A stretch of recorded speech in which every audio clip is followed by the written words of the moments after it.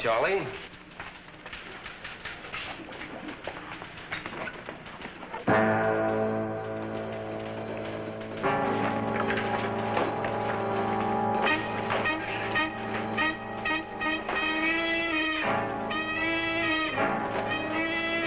Get moving, Dad. Hands up high. Ladies and gentlemen, this is a holdup. Everybody against the wall. Come on, line up against the wall. Hands on top of your head. Come on, everybody, hurry it up. Up against that wall.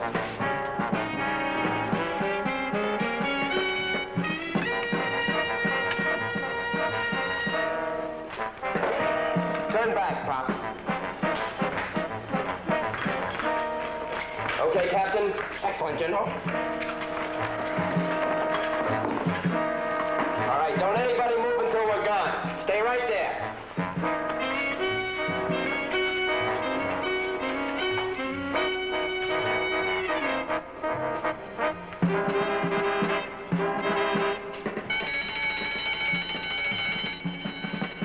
Come on, the alarm.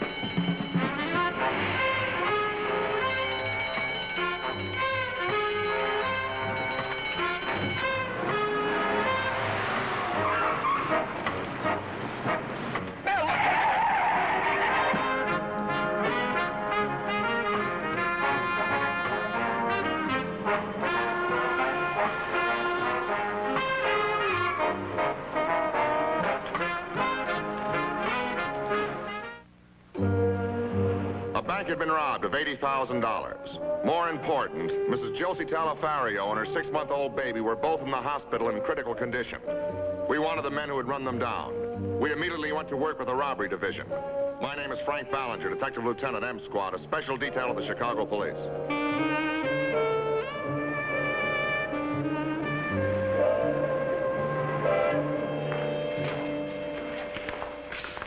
Will that boys find anything? We found this under the driver's seat of the truck. It's a welder's cap. Mm-hmm. It looks new. They might be able to trace it. Yeah. Anything doing here?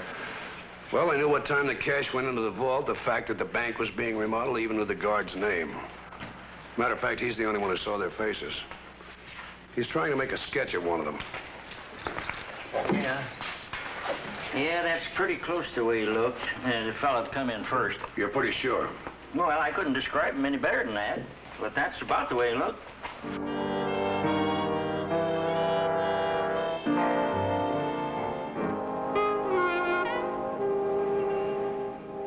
You keep this up and the whole campus will start wondering what happened. I can't help it if I'm sick. When I think of that woman standing in front of that baby carriage. It was an accident. We knew there'd be risk when we went into this thing. I'm sorry for them, but the main thing is it went off as planned. No, open up. Now, I could hear you guys all the way down the hall.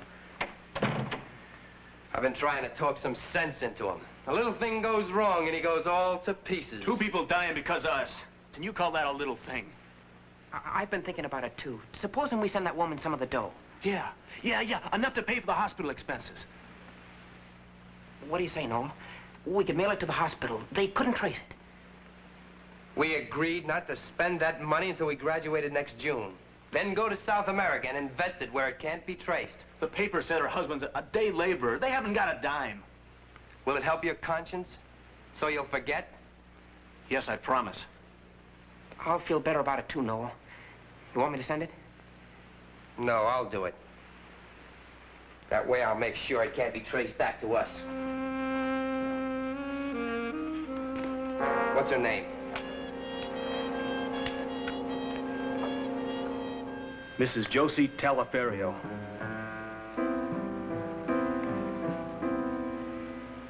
Presbyterian Hospital.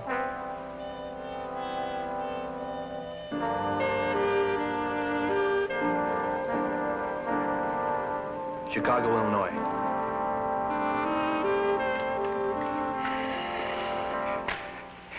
Money they send me, huh? I don't want their dirty, rotten blood money. I just want to get my hands on them. That's all I want. $2,000. Was there any note? It's just the filthy money they stole.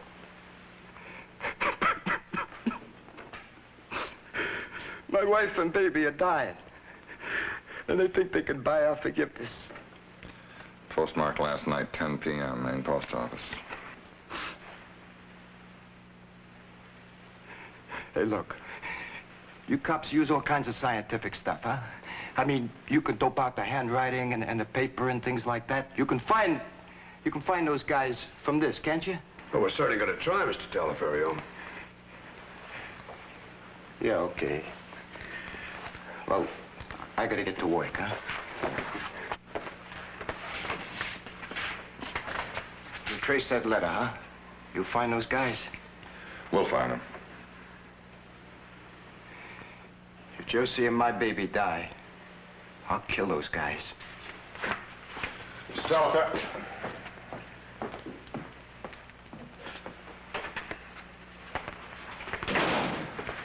I wish we were half as smart as he thinks we are. Yeah. Look at this. Ordinary post office stock, disguised printing. There's nothing the lab boy's going to get excited about. That cap's the only lead they've got. Well, there's over 200 stores in Chicago sell caps like that. It's going to take a lot of time to check it. Sure, I got a full crew working on it. Say, what about that bank guard? Is he still looking at the mugshots? No, I finished the whole thing last night. Nothing. You know, the way this job was planned, they knew the layout of that bank pretty well, wouldn't you say? Like they might have had help. Yeah, I was thinking about that. Looks like an inside job. It's been done before. Mm-hmm. Insurance company's checking their people. You want to stick around and see what turns up? Mm-hmm. There's still something funny about this job. It was well planned. Yeah, but different. Oh. And like the $2,000. Have you ever heard of a pro mob that had a conscience? Yeah, that's right. I'm going to put the undercover detail on this. The undercover detail was put to work. 48 hours later, information started coming in on everybody in the bank, from the manager and his wife, to the tellers and their families, from the bookkeeping girls and their boyfriends, to the guard and his children. The investigation uncovered a lot of interesting things, but nothing that tied anyone to the holdup, with the possible exception of one teller, a quiet, unobtrusive bachelor named Joseph Reinhardt. Spends every Saturday at the races, makes large bets. Moved a month ago to an apartment on the drive and pays $250 a month rent. On his salary? Yeah, but listen to this. He's been dating a girl named Edna Reed who works at a dance studio. This morning he bought a diamond ring at Slauson's Jewelers and he paid $1,500 cash, plus tax. Sounds like we want to know more about Reinhardt. Who's handling his surveillance? Vince Mariani took a hotel room across from Reinhardt's place. Right. Whenever a robbery is carried off with the precision of this bank job, there's always the possibility of the hoods having inside help. When that possibility is coupled with the fact that one of the bank employees is living far beyond his means, we want to know more about it. I drove to the hotel where Officer Mariani was keeping an eye on Joseph Reinhardt's apartment. It's that room, right across the alley. The girl's Edna Reed. Just came up.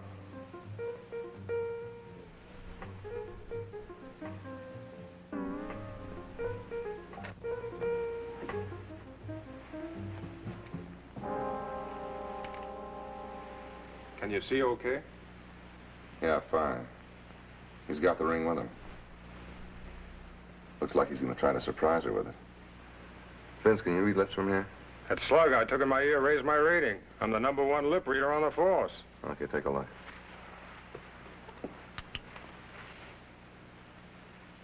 Oh, he's putting the ring on her finger. Says he doesn't believe in long engagements. Let's get married right away. She's taking the ring off. Says, I never said anything about marrying you. Well, what's Reinhardt saying? Wow, she really put him down. He's saying I'm crazy about you. Something, I don't know, something. You've been letting me see you almost every night. Something, at least you gotta like me. She's not buying. She's leaving. Oh, what about the ring? She left it on the table. He's going over to the couch. He's sitting down. Oh, he acts like he's been hit in the head with a mallet. Here, let me take a look.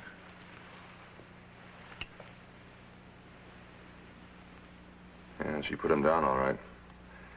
And his $1,500 ring. Positively. What do you know about her, Vince? Just what I had in the report. Teaches at a dancing school on Michigan Boulevard, unmarried. Well, she got dough, running around with rich boyfriends, what? Lives in a cheap apartment, makes $80, $90 a week. Like Reinhardt said, she's only been seeing him. Well, I wonder why she put him down so hard. Her? With that shape? Come on, Look, she's been Frank. going with him for 2 months. Hey, maybe she's the one we ought to contact for a little information about Reinhardt. Huh? Want somebody to do some checking with her? No, I'll check it out myself. Yeah, who wouldn't? A dancing instructor, sir.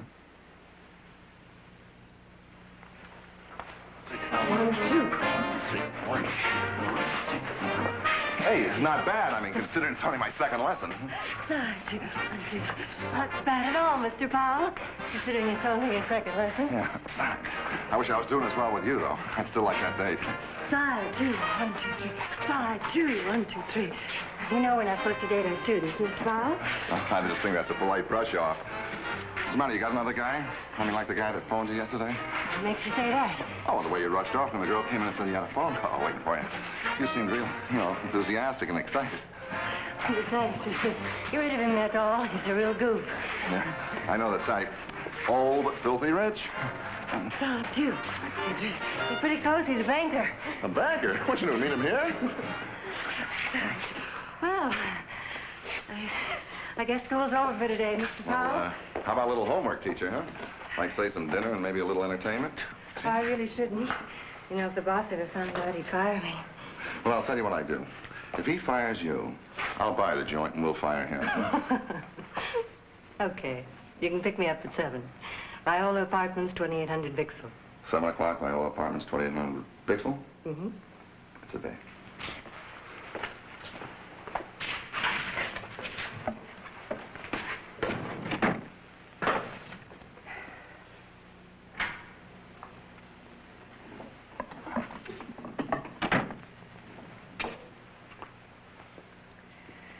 I thought I made it clear the other night that I don't ever want to see you again.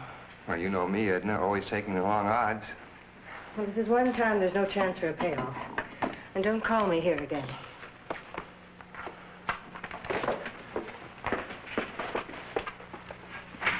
Goodbye, good luck, and forget you ever knew me, huh? What happened, Edna?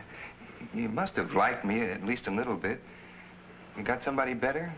As a matter of fact, yes, the fellow that just left. He's a rich dairy farmer from Wisconsin. Is that what he told you? What do you care what he told me? He's a cop. You're just lying to me, Joe. You're just trying to pretend that... His name is Ballinger. He's a detective. He was at the bank asking us questions the day of the holdup. I was just teasing you, Joe. Of course I know he's an officer. You'd better go. I'm expecting a pupil. All right, I'll leave now. But I'll call you. Not here. Okay, at the apartment.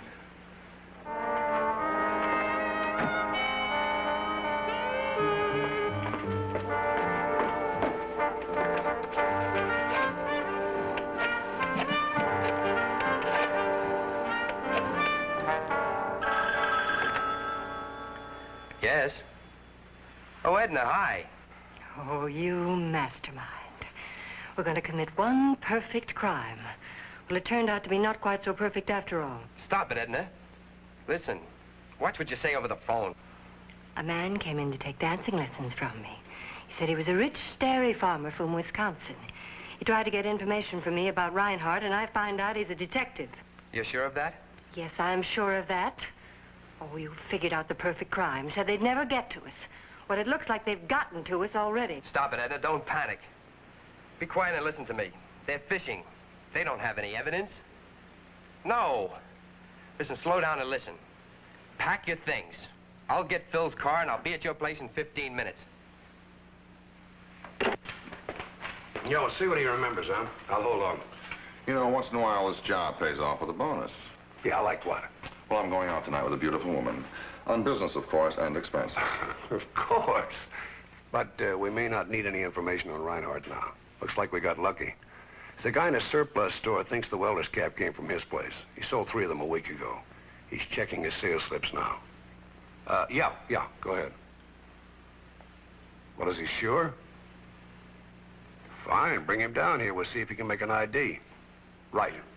Does he remember the guy who bought the caps? He does. Only it wasn't a guy. It was a beautiful girl.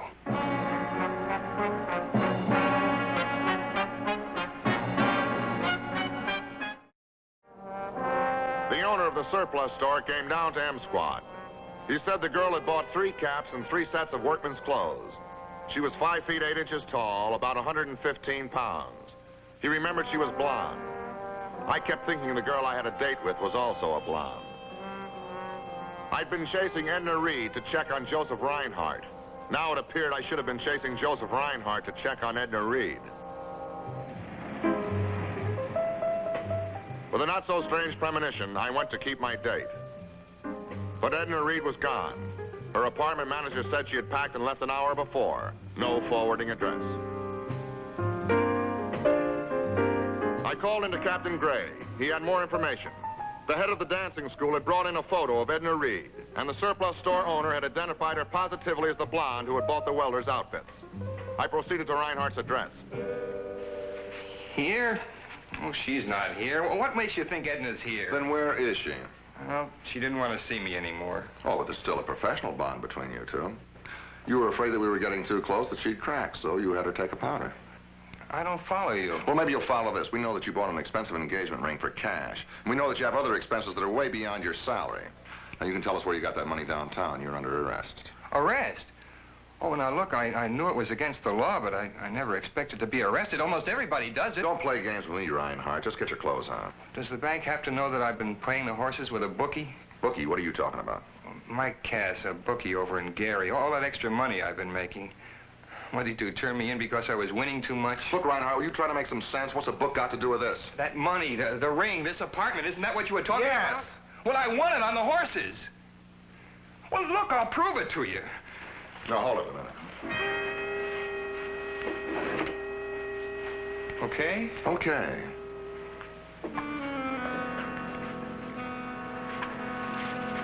This is what I was going to show you, Lieutenant. It's all down there.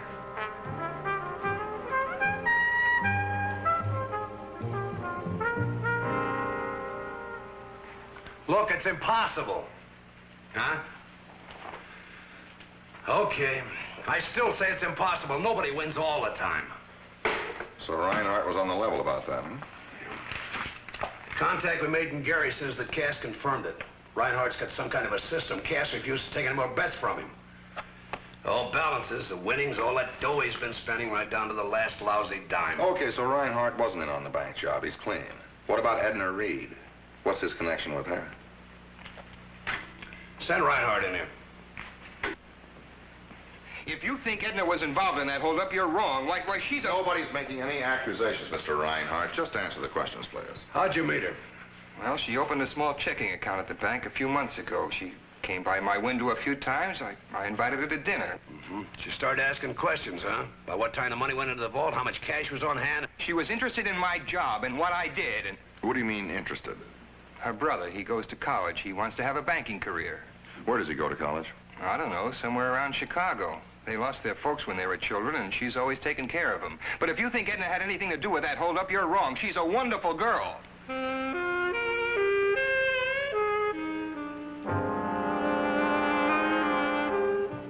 We put out an all-points bulletin on Edna, and thanks to Reinhardt, we located a college student named Noel Reed, whose entrance application listed his sister, Edna, as his closest living relative. Disappeared? What makes you think that, Lieutenant? Well, she left town in a hurry with no address, and her friends were a little worried, that's all. It was an emergency. I know where she went. Well, would you mind telling me? Los Angeles. You wouldn't happen to have the address. 714 North Hollywood Boulevard, LA 46. LA 48? 46. Okay, thanks. She might be calling me in a day or so, Lieutenant. Should I have her get in touch with you? No, that won't be necessary. The people down at the dancing studio are just worried that something might have happened to her. Everything's gonna be okay now. Lieutenant Ballinger of the police. This is Phil Daner and Bill. Mel Crowell. Mel, how are you? Relax, Mel. The lieutenant's not here about your speeding tickets. He was afraid Edna might be missing.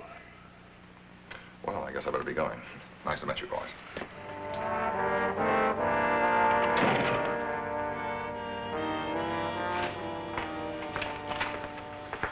Here's the reply from Los Angeles. No such address. Well, it could be that Edna lied to her brother about where she was going. Could be, but I doubt it. Well, you know, from what you told me, I'm beginning to get an idea I think we ought to check out. Oh, what's that? Well, we know she bought the outfits used by the bank robbers. Right. And she used Reinhardt to get the dope on the bank so they could get inside pretending to be welders and so on. Now, you yourself said there was something funny about the people who pulled this job. You know, the thing about the conscious money to the Talifarios? You mean no? Frank, I don't mean anything. But I do want you to get a hold of that bank guard and take a ride out to college.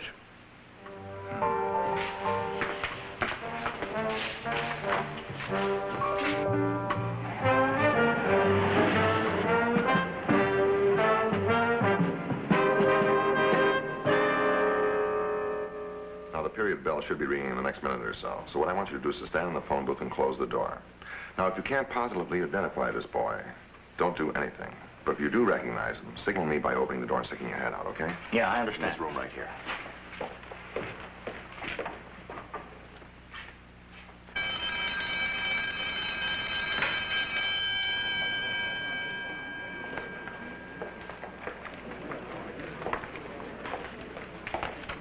See you later.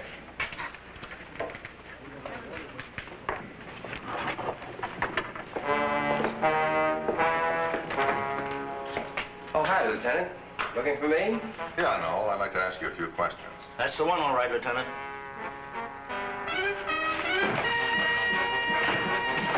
Get the security, please. No. Open up the door. It won't do you any good. No. No.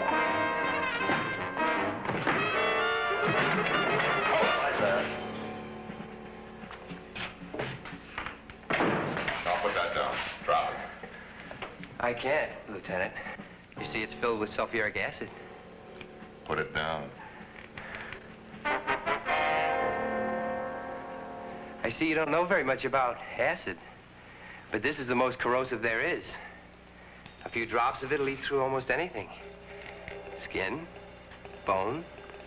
Use your head, Noel. You're not going any place with that bottle. Now put it down. Don't force me to shoot you. That's just it. You could shoot me, but you can't be sure you're going to kill me. Because you can shoot me and I can still throw it. That's where I have the advantage. And a few drops in your eyes. I'm not going to tell you again, Noel. Put it down. I just turned in the alarm. In a few minutes, the hall is going to be filled with people. And then you won't be able to shoot. Don't try to be a hero, Lieutenant. It's not worth it.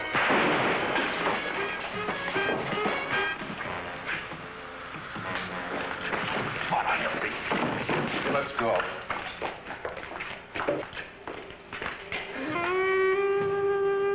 Noel Reed was smart enough to confess that he had failed to engineer the perfect crime.